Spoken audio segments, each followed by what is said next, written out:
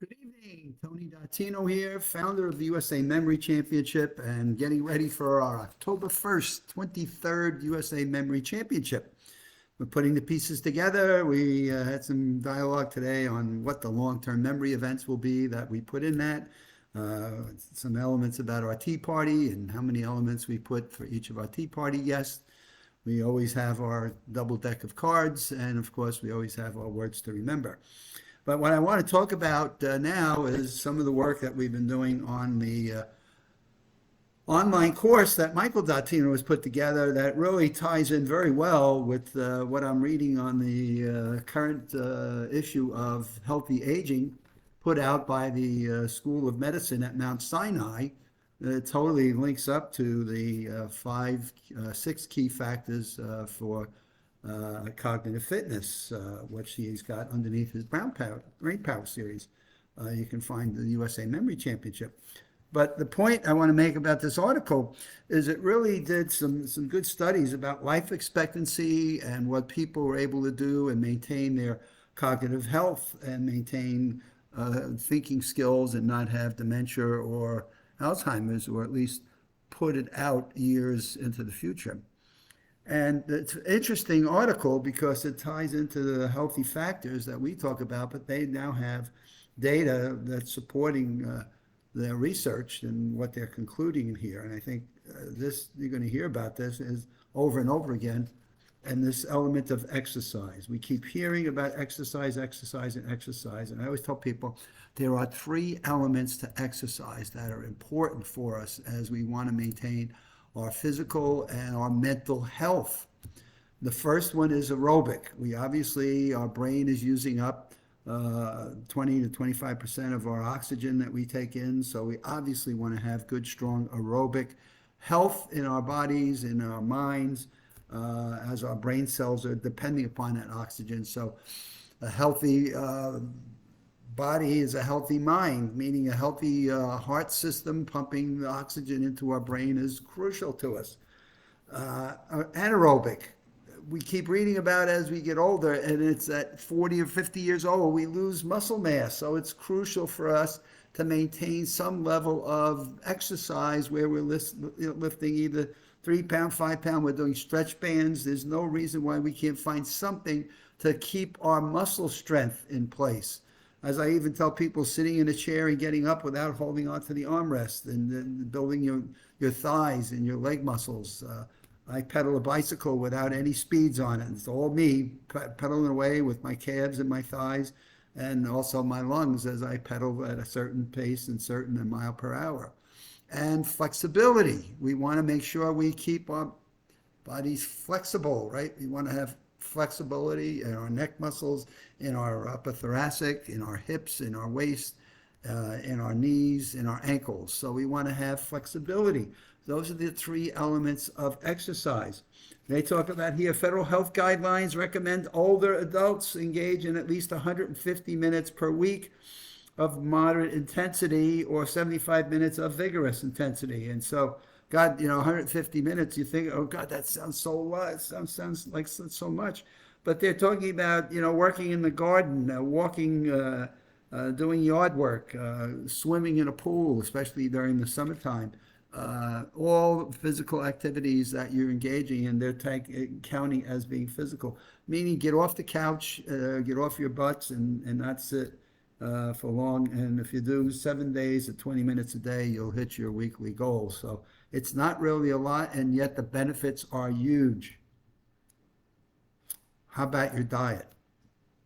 So they talk here about the quality of your diet is determined they use DASH and MIND. So they use the diet intervention for neurodegenerative delay, and they use the DASH diet, which comes off the Mediterranean work. So they use MIND and DASH. And what they're talking about here is research has strongly associated diet with cognitive decline and lower risk of AD. And they talk about the different diets we have. I talk about the importance of protein, carbs, and fats, all elements of what a healthy diet can consist of. And we hear so much about diets as it relates to our heart health, and there's more and more research coming out with the importance of the right food nutrients that go to our brain to create the firings of our brain cells that we call the dendritic spines, and the firing of our neurons, and the chemistry that comes together and the electricity that then fires called the synapse.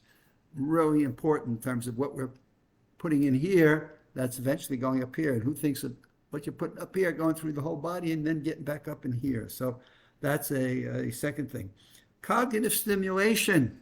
My goodness, we call it mental challenges. How often do the participants in this study engage in stimulating activities during the previous year, which could be now, this is interesting, reading. So are you reading books and some kinds and getting some creativity from that? Playing card games, maybe checkers or chess, doing crossword puzzles. Maybe we talk about, puzzles, jigsaw puzzles, dancing. I mean, there are numerous activities. And I say dancing, you say, well, gee, dancing's kind of a double. If you're doing ballroom dancing, you're thinking of the steps, so you're mentally engaged, but you're also physically engaged in your motor skills and your flexibility and your exercise movements and things of that sort. So what are we doing that bring cognitive challenges to our brain? And I look at the Maximum Memory Mastery course that Michael has put into his Brain Power series. And you're learning about names and faces, you're learning about numbers, you're learning about how to retain lists, how do you take information you're reading and put it onto mind maps, how do you network in your zone. I mean, it's just chock full of mental challenges that come to everyday life, and the lessons of how our mental athletes in our memory championships have done this for years, distilled into very likable, sizable, bite-sized lessons that give you the importance of cognitive stimulation, which is what the Mount Sinai thing is talking about. Now, they added a couple here that I don't usually talk about much. One is smoking cessation. We know that smoking harms our brain health because it raises the risk of inflammation. And we obviously, let me just see. Oh, that's going to come and go. It raises the risk of inflammation, right? Which we know inflammation through our bodies are not a good thing. So it raises our risk of cardiovascular disease and high blood pressure. And we know high blood pressure is not a good thing for us, the inflammation it creates. And how do you stop smoking if you're a smoker? And how do you move your heart because of the harm that we know that it does? And then alcohols. God, I keep reading this, the business on, God, we think wine was good for us and red wine was great for us and what the grapes are. I say, go eat some grapes. I use grape juice. But researchers suggested red wine may be beneficial for heart and brain health, but advise that you minimize how many ounces of this you drink. If you don't drink alcohol, don't start in the hopes it's going to help you protect against Alzheimer's. So don't start if you haven't.